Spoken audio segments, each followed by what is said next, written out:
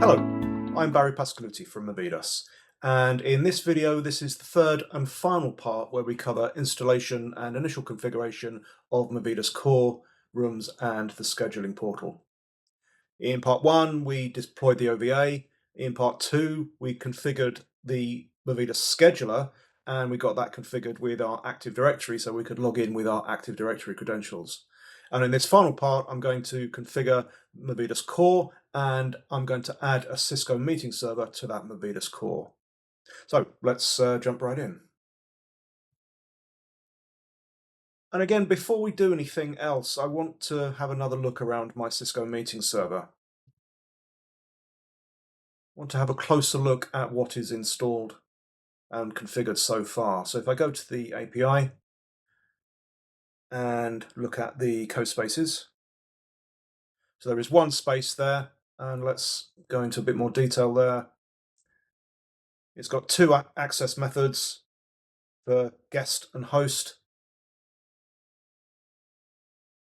And this was based on a template called BP Lab Meeting Template with its call profile and call leg profiles and so forth. And if we go look at the call leg profiles, we'll see there are three of them, a default, host and guest. Okay, let's go to my Mividas Core. Because this is a new installation, again, there are a couple of initial configuration steps I need to go through. Give it an organization name. And then in this step, we can add our Cisco Meeting Server. We don't have to, we can skip this step, but I will do this. So let's give it a description. Tell it that it is a CMS cluster. Add some additional config information.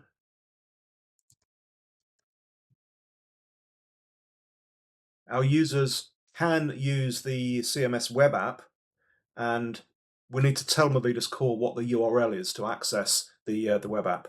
And in my environment, it is, in fact, join. And I'll leave all those other settings as default. So we add our individual servers now. If we had a cluster, we would add them all individually. I just have the one. The API calls will be sent to the web admin address. Now that is on the same server. I'm going to use the FQDN, but it's on port 445. This, of course, will vary depending on how you've got your web admin set up. DNS name is its FQDN.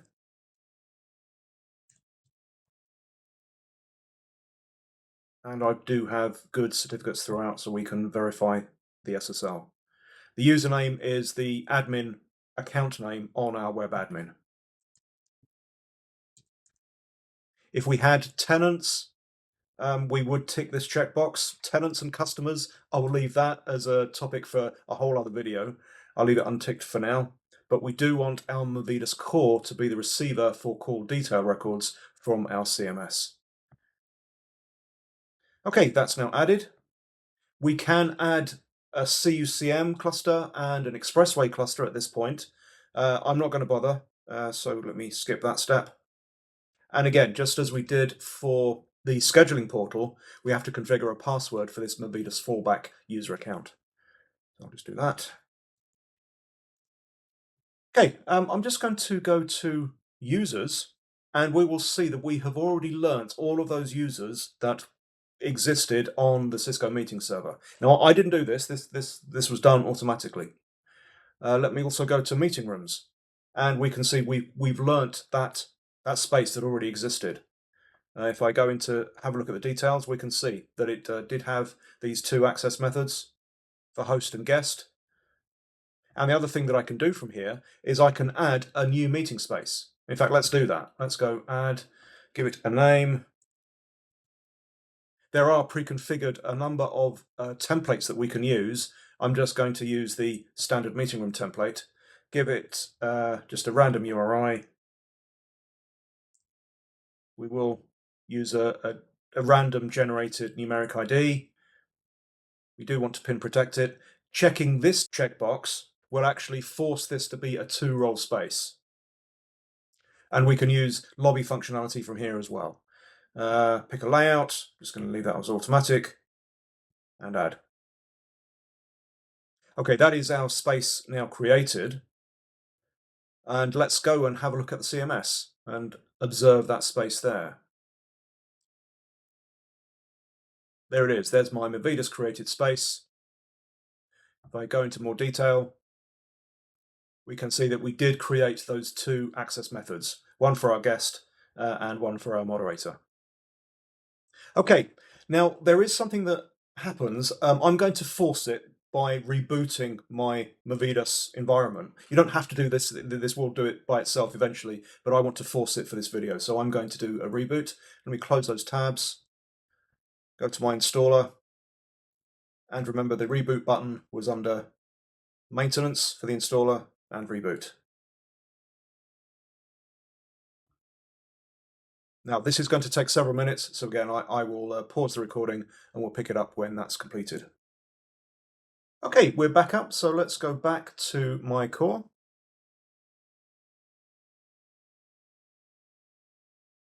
And what I want to look at is the backend admin. I'll just expand that out, and there's a setting down here called Profiles. Cisco Meeting Server Profiles. And this is quite interesting because what these are is a set of call leg profiles and call leg profiles. I think there's a lobby profile in here as well that we have pre-created for you. These contain things like auto mute and various other behaviors for the individual roles within our space. And creating them is quite a bit of work. So it's quite handy that we have pre-created all of these call leg profiles for you. But notice there's something else interesting here as well. We have also learnt those call leg profiles that existed already on the Cisco Meeting Server. So let's go back to Core, go to Meeting Rooms, and now what I can do, if I add a new space and click my type of room, we have also learnt that co-space template that existed on the Cisco Meeting Server. So this was, remember, this was the template that I created using Cisco Meeting Management, and we've picked up the settings for that template within Mividas Core. Now there's one more thing I'm just going to do. Go back to my backend admin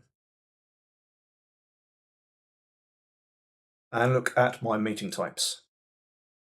This is the meeting templates. There's my BP Lab meeting template. Expand that out. And it's that title. That's what I want. So I'm just going to copy that. And now let's go to my scheduling portal again.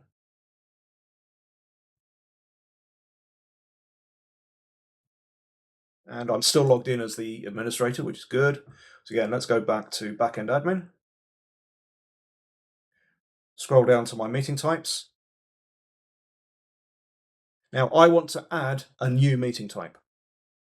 So add meeting type.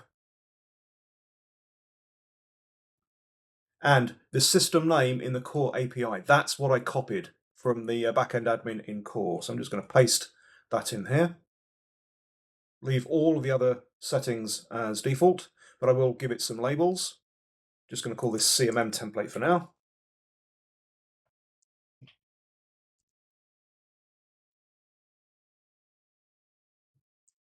And that will do. So now, let me log out as the administrator, and I'll log back in as one of my other users.